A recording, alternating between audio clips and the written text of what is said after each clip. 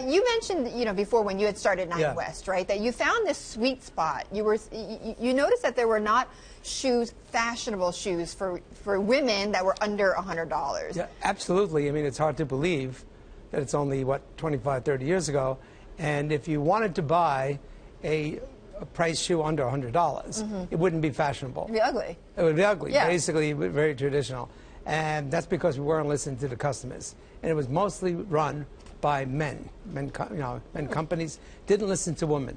And we had a different philosophy when we entered into it. And it was a huge hit. So now you're trying to do sort of the same thing here with Camuto Group. I mean, you're a little more upscale here. Well, it's a little different now. I mean, basically with Nine West, we went public in 1993. We were doing about close to 600 million. We ended up at basically doing $2 billion when we sold it to Jones in 1999. Right. And then after a couple of years, in 2001, late 2001, we had friends that approached us and said, we need you to come in and give us guidance. We love Brazil, because we also found Brazil. Brazil was a big market? Big market, not a big market. They were the sourcing giant, because our expertise is really design and sourcing.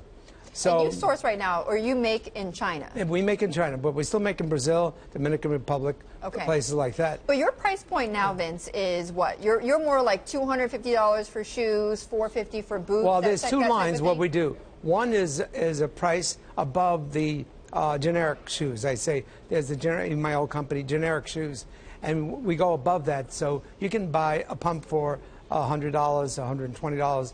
Shoes $150, boots at $200, $250, and then we do a VC signature line, which we just started about a year ago with great success in our own stores, and in particularly Nordstrom. We're trying to do a very exclusive brand, and those are really prices of roughly around $200 to $300 for shoes, and then booties are $400, and boots could be at $550, $600. And now you're extending into menswear. Now we're extending into men's. It's a funny story. I have a 25-year-old son who's in the business now. He's pretty savvy with fashion. Does he work with you? He works with me, yeah. Okay.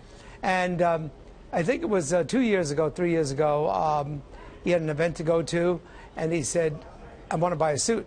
So I gave him a list of places where to go. And he came back, he said, Dad, because he's not a spoiled one, I try to keep him growing up pretty on. And he said, I can't buy, right, exactly. He says, I can't buy a suit. Dad, you have to see them on me. They're huge, the pants are too huge, they're too long, they don't have the fit, they don't look like your suits. So he said, well, why don't you do men's? Because I think about, when I try to think about men's suits, I think about like, Brooks Brothers, right? And then you've got Joseph A. Bank, Men's Warehouse, that was just in a big merger. I sent them to all those places. You did? Yeah. So he said, Dad, there's no way. Come with me if you want. So I went out with him. And I said, wow. And because I think the men now, women love men in suits or jackets. There's no question about it. All my research through the years, And basically, there's the nothing millennium, like a well-dressed man. Yeah, exactly. I agree.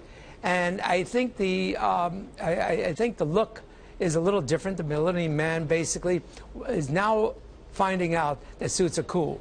Now you don't have to make the suit as a typical suit. You can dress it with a print like I'm wearing, and with a tie, so it cools it down. But the shape has got to be a little narrow, a little more shapely. Pants a little shorter. So basically, there's been this long. So in your view, there's either the very high exclusive. I mean, you can buy men's suits. Yeah, exactly. That are what, like thousands of dollars, and then you've got $3,000 or $2,000. Giorgio Armani, and then you've got Men's Warehouse. And then you have there's nothing in between. So we thought that this would be a cool way, since we are all interested in it, and he's very interested in it too, and we found a way, and we put a team together just to do menswear, and we're pretty happy with it because they look great. Aside from price, what's going to be different about your suits versus one? Well, the big difference is a little narrow. I mean, we make different fits, but a little narrow lapel, almost like the European fit. Because when you go to Europe, I know with my wife too, these men dress really great, don't they?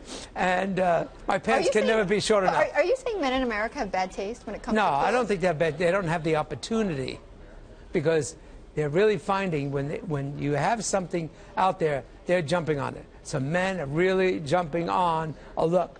Now, we've always catered to women.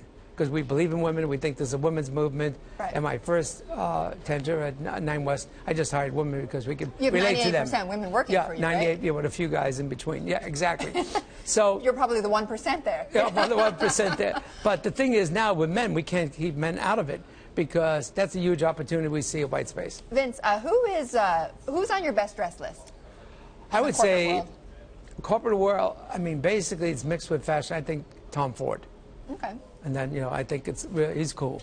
Nobody from manufacturing, tech? I haven't really studied it that well, but it's hard to think of, to be honest with you. All right. What about the biggest mistake that men make in fashion? I think they're just in a hurry. They don't do the research. They should bring their girlfriend or their wife, basically, with them because they know.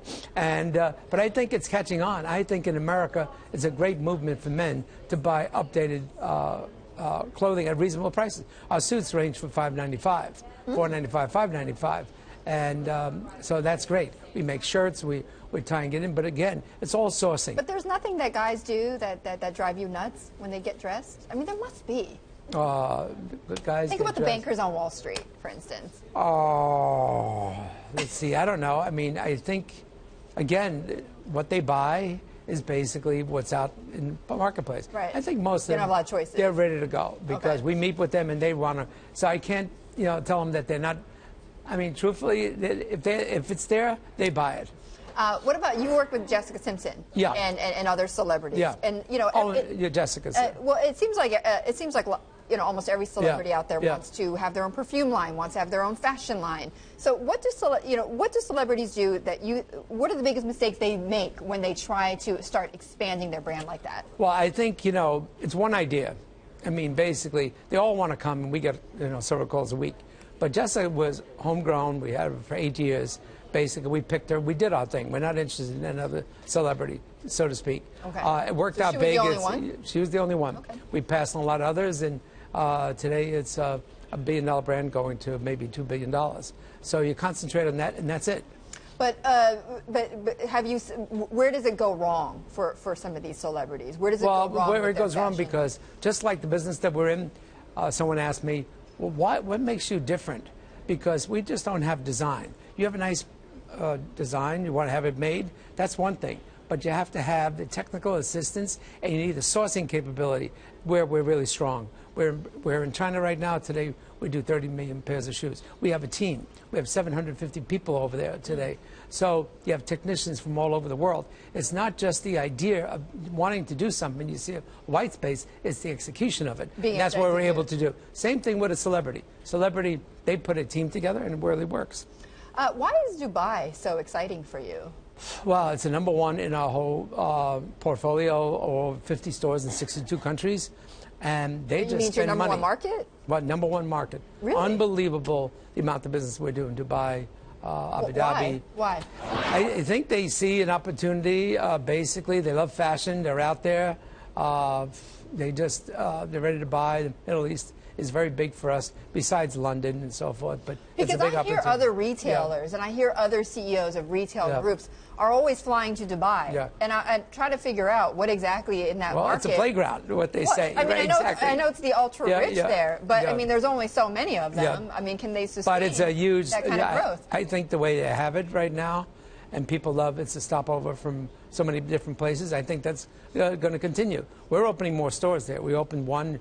Great success. We're selling thousands of pairs of shoes per month, and clothing. And our clothing line is very hot. I don't know if you know that. The clothing line was one of the top. We got the award of the year with Nordstrom last year, the partnership award.